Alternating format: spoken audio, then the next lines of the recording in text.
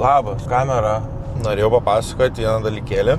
2 dalykėlius. Papasakoti vieną dalykėlį ir užduoti hipotetinį vieną dalykėlį. Jau minėjau, kad pradėjau savo sporto karjerą nuo sunkios atletikos. Tai yra olimpinė sporto šaka, stūmimai, rovimai. Labai geras sportas, crossfitas tiesiog paėmė tą sporto šaką, sugadino, darydami daug pakartojimų su mažu svoriu. Tai tiek. Kitas dalykas, aš pradėjau nuo to, dalyvau gan daug varžybų, daug dalyvaudavom, prisimenu, Panevėžy, bet esu ir Šilutėj, Telšiuose ar Šilalėj. Kažkur iš tų 2 dalyvavau. Ir Klaipėdoj, Lietuvos čempionatuose. Sekės neblogai, bet jaunas buvau, tai ten tokiam lygiai ir gaudavau tų medalių, bet Lietuvoje, man atrodo, kažkada buvau 2 gal. Ir norėjau tiesiog papasakoti vieną istoriją, kai važiavau į Lietuvos čempionatą. Kai esi jaunas ir dažniausiai labiau apsimoka į didesnę svorio kategorijas, nes yra mažiau dalyvių, dažniausiai būna silpnesni, nes jeigu didesnis svoris, dažnai bus stori vaikai. Aš buvau gan kūdas vaikas, bet aš aukštas, todėl buvo vienas varžybos, kad nuvažiavom ir aš svėriau per mažai. Ir man treneris liepė gerti vandenį. Aš išgėriau, nežinau, 1,5 ar 2 litrus vandens, kad į aukštesnę kategoriją patekčiau. Tada apsimokėti, dabar dažniausiai reikia visiems mesti svorį, kad tilpti kategoriją, nes visada mažesniai kategorijai tu esi automatiškai ir koeficientai skaičiuojas geriau. Tada man labiau apsimokėjo didesnę kategoriją, kad paimčiau medalį. Jo, mažesniai kategorijai turbūt nebūčiau paėmęs medalių. Kita istorija irgi su sunkia atletika. Man buvo, nežinau, 13, 14, gal 15 metų. Ir irgi planavau važiuoti. Tikriausiai buvo Lietuvos čempionatas. Mane mama pagavo, kad rūkiau cigaretės. Ar užuodė, ar sesė pamatė ir paskundė. Ir manęs žiauriai supyko ir sakė, nevažiuosi į varžybas. Čia buvo diena ar 2 prieš varžybas. Aš taip blogai pasijutau, kad man buvo derija ir man greitai kvietė mama, nes tiesiog negalėjau sustoti verkti, nes nuruošiau su tom varžybom ir nuvylęs trenerį ir daug dalykų.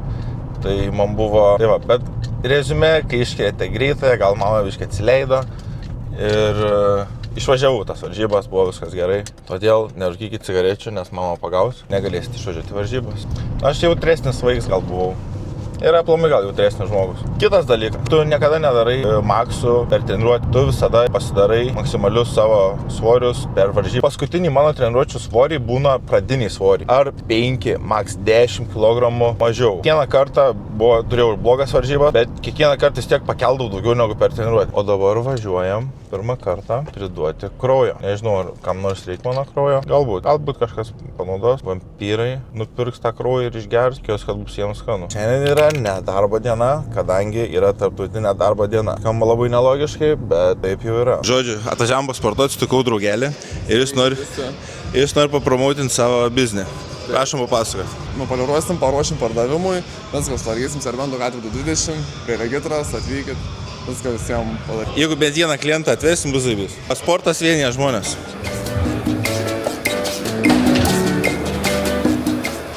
Grįžo Rimšė iš Portugalijos. Pasirodė Rimšė į mano kamerą. Parvežė dovanų. Važiavo chebra palaikyti Martyno Savicko varžybos.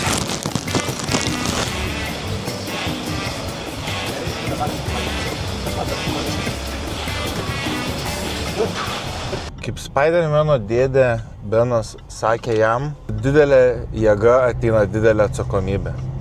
Kadangi aš esu didelis ir stiprus ir ateina vasara, man labai patinka vaikščioti su šortais ir mažiau apsirengus, bet aš taip prakituoju. Kuo daugiau sveriu, tuo daugiau prakituoju. Važiuojam daryti štangos spaudimo, nemažai spausim, norim būti stipriausi ir lėksim pasidaryti tatuiruotę. Tiesiog faktas. Norėjau dar pasakoti istoriją. Tuo metu, kai lankiau sunkią atletiką, buvo momentas, nežinau, gal pusę metų, kad aš sugalvojau tuo pačiu ir lankyti lengvą atletiką ir mėtyti diską. Buvau disko metikas. Disko ir rutulio. Bet pagrindinai diską mėtėm. Bet man geriau sekės rutulys. Tai ten tarp mokyklinės ten gal vyko varžybos. Tai ten paimdavau kažkokias vietas rutulio stumime. Buvo laikas, kai važiavau į Lietuvos sunkios atletikos čempionatą. Neprisimenu, kokie tai buvo metai tikrai, bet dalyvavau ten. Ir važiavau mest disko ir stumti rutulio. Man sekėsi itin blogai. Su disku gavos, kad ten, man atrodo, pirmą dieną diską mečiau, antrą dieną buvo rutulys. Tai diską pirmą tenais numečiau į vieną pusę, vėliau į antrą pusę, vėliau, man atrodo, peržengiau dėdą, kurio negali peržengti. Man atrodo, kad aš gavau baranką tą dieną. Ten maniežo direktorius labai pyko ant manęs. Rutulį sekančią dieną stūmiau irgi, užskaitė, kad buvo prasti rezultatai. Kad aš vis nieko gero nenustūmiau to rutulį. Bet todėl, kad aš blogai pasirodžiau, man liepė bėgti estafetę. Ir, ant trumpų distancijų nesulėta. Buvo taip, kad aš bėgau trečias, turėjau perduoti ketvirtam ir tas ketvirtas turėjo damušti. Bet kažkokiu tai būdu tas ketvirtas pavėlavo į savo vietą, iš vis tikrųjų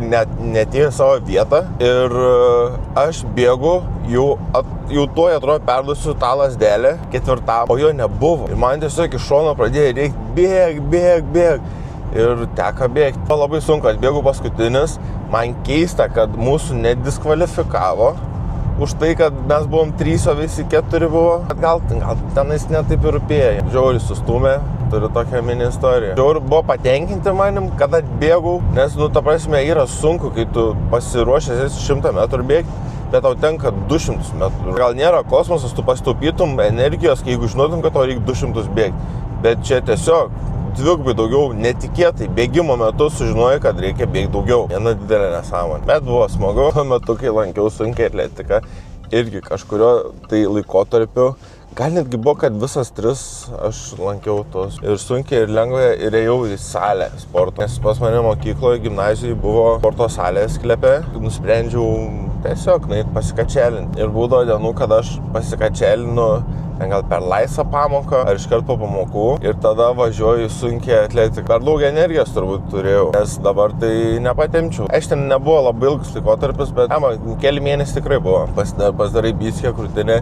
tada eini rovimus susidaryti. Traumų tikimybė didesnė. Tarp kitko, kai lankiau sunkią atletiką, mūsų treneris sakydavo, kad bicepsas yra pats nereikalingiausias raumuo. Iš tikrųjų, ta prasme, jisai vienime mažai labai funkcijos duoda, tais flexing gali. Po treniruotės mums kaip saldainį leisdavo pasidaryti bicepsą. Tai iškart varydavo daryti. Užtat dabar tiek atsidaręs aš jo esu, kad man net nemalonu pradėti tą pratimą.